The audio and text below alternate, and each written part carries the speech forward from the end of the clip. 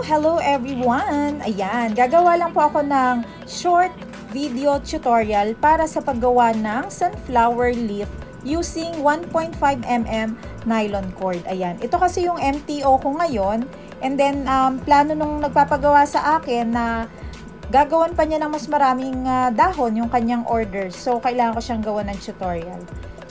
And then, so ito yung 1.5mm na nylon cord. Ayan. And then, gagamit din tayo ng wire dito. Yung ginagamit ko po is galvanized wire. Nakalimutan ko na lang kung anong number po nito. Hindi ako ganun kasigurado kung number 24 ito. Pero, ilalagay ko na lamang po yung link nung shop kung saan po ako bumibili ng galvanized wire. Ilalagay ko sa description box o di kaya naman ay sa comment section para doon na lang din po kayo bumili.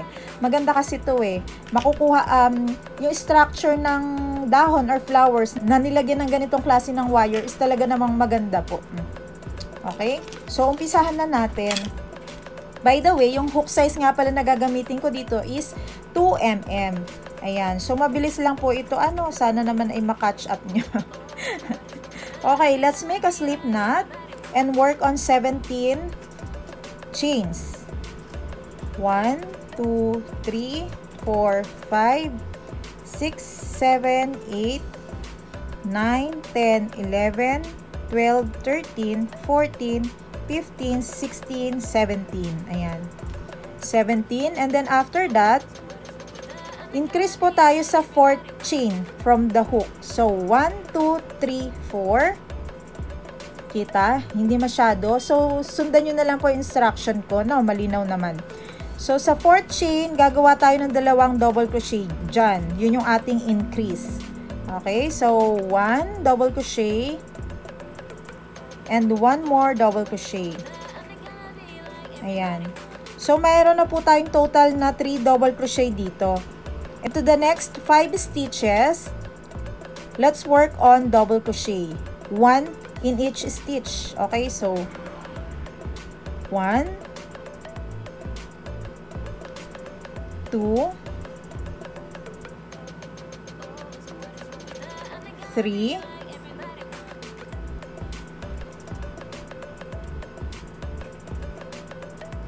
4, 5. Ganito na yung itsura niyan. Into the next 3 stitches, let's work on half double crochet. So this is the first stitch, first half double crochet, second half double crochet, third half double crochet. Ayan. So total of 3 half double crochet ha. Clear? Into the next 4 stitches, let's work on single crochet. 1, 2, 3, and 4. Into the last chain or stitch, let's work on 3 single crochet. In one stitch po yung 3 single crochet ha. 1, 2, and 3. Okay? So, dito sa kabilang side, kung ano yung stitches na ginawa natin dito sa first side, same lang din doon sa second side. Okay? So, let's work on 4 single crochet, 1 in each stitch. Umpisa tayo dito sa susunod na stitch. 1 single crochet, 2, 3, and 4. So, habang nagagawa na po tayo ng stitches dito sa kabilang side, itinatago na natin yung tail, ha? Ayan. Hilahin natin siya kung naitago nyo na siya kanina sa mga stitches. After 4 single crochet, let's work on 3 half double crochet, 1 in each stitch. 1, 2, and 3. Work on 5 double crochet, 1 in each stitch. 1, 2, 3, 4, and 5. Into the next stitch, increase.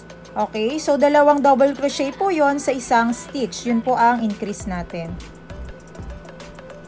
1 double crochet in one stitch, into the same stitch, work another 1 double crochet. After that, chain 2.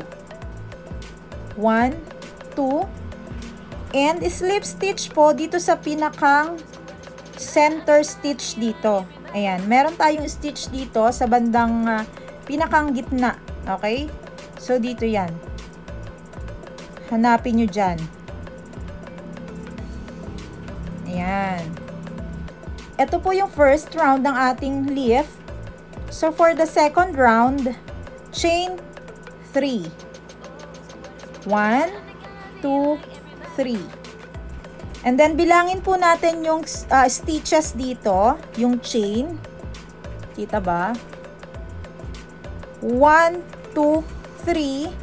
Or let's say, the top stitch or the top chain dito sa side na to. Ano?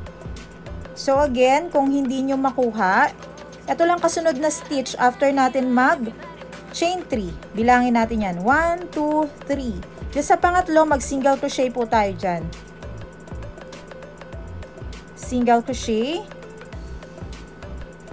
Into the next stitch, work on 2 half double crochet. So, bali mag-i-increase po tayo ng stitch dito using half double crochet. 1 half double crochet. Into the same stitch, 1 more half double crochet. Yan. Then, after that, let's work on 8 double crochet, 1 in each stitch. 1, 2, 3, 4, 5. Pwede nyo pong i-post itong video kung nabibilisan kayo, ha? 5, 6, 7, and 8. This is how it looks like na after 8 double crochet natin. Into the next 4 stitches, let's work on half double crochet. 1, 2, 3, and 4. Next 3 stitches, mag-i-increase po tayo. Okay? So, ito yon bandang dulo ng ating leaf. 1, 2, 3. Increase tayo dyan ng single crochet. Okay? So, dito sa susunod na stitch, work on 2 single crochet. This is the first one. First single crochet. Second single crochet. Okay? That's the first set of increase. Into the next stitch, 1 single crochet and 1 more single crochet. Second set of increase. Into the next stitch, 1 single crochet and 1 more single crochet.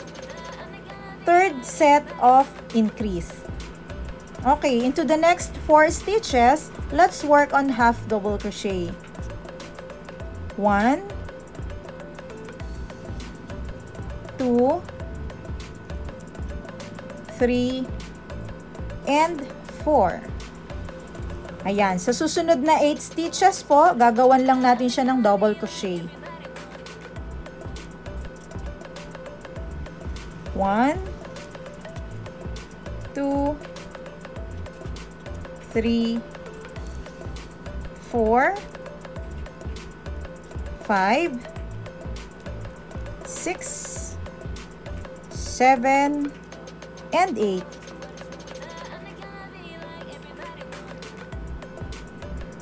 Into the next stitch, increase po tayo ng half double crochet. Ibig sabihin, dalawang half double crochet ang ilalagay natin sa susunod na stitch. 1 half double crochet and 1 more half double crochet. Okay, so ayun na po yung increase natin. Into the next stitch, 1 single crochet lamang. 1 single crochet. After that, chain 2. 1 and 2. And then magi-slip stitch po ulit tayo dito sa center stitch ng ating leaf. Ayan, dito banda, okay? Sana malinaw. Slip stitch tayo dyan. So, ganito na ang itsura ng ating dahon.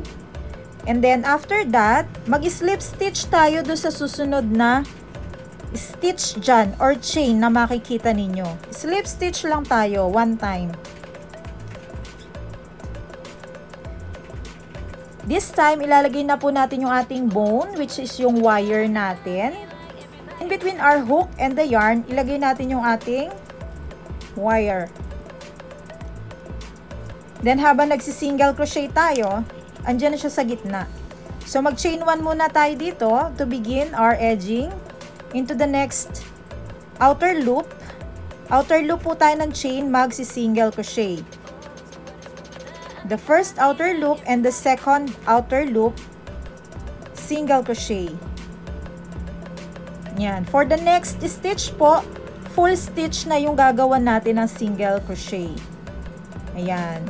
So, from here, papunta tayo dito sa dulo, single crochet lamang. Ayan. So, bali total of 20 single crochet. So, meron na tayo dito 1, 2, 3, 4, 5, 6, 7, 8, 9, 10, 11, 12, 13,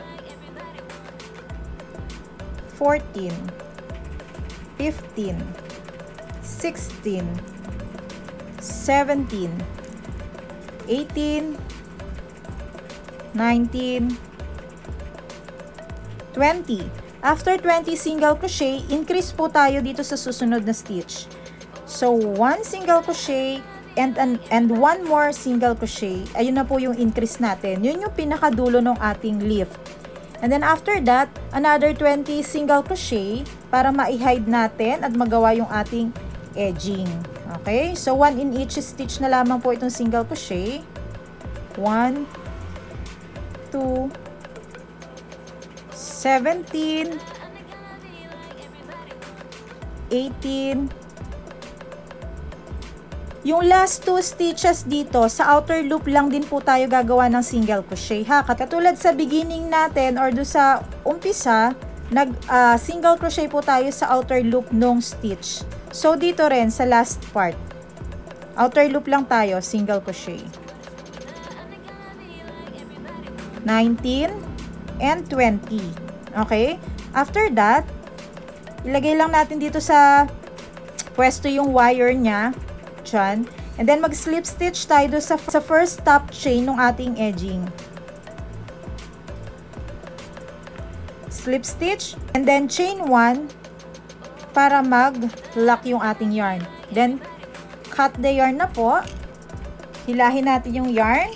Ayan. And then, saka po natin iset yung ating dahon. Ayan. Banatin yung mabuti para hindi maluwag yung crochet leaf natin. At saka yung wire, saktong-sakto yung fitting niya dun sa dahon. Ayan. Then, after that, bahala na po kayo kung paano ninyo i-cover itong wire. Kung gagamitan nyo ba siya ng yarn, babalutan nyo ng yarn like this, or gagamitan po ninyo ng floral tape. For me kasi, floral tape po yung ginagamit ko. Ayan. So, puputulin lang natin itong tail sa likod. And then, kapag binalutan natin siya ng floral tape, i-hide lang natin itong natitirang tail na ito. Ayan. And then, ready na po ang sunflower leaf natin. Sadan! Pwede nyo rin pong gamitan ito ng iba't ibang klase ng yarn. Kung gusto nyo ay mas malaki, gumamit lang kayo ng milk cotton yarn, yung 5 ply. Kung gusto nyo ng mas malaki pa, gamit kayo ng 8 ply. Charot. Ayan. So, hanggang dito lamang po ang ating video tutorial. Bye!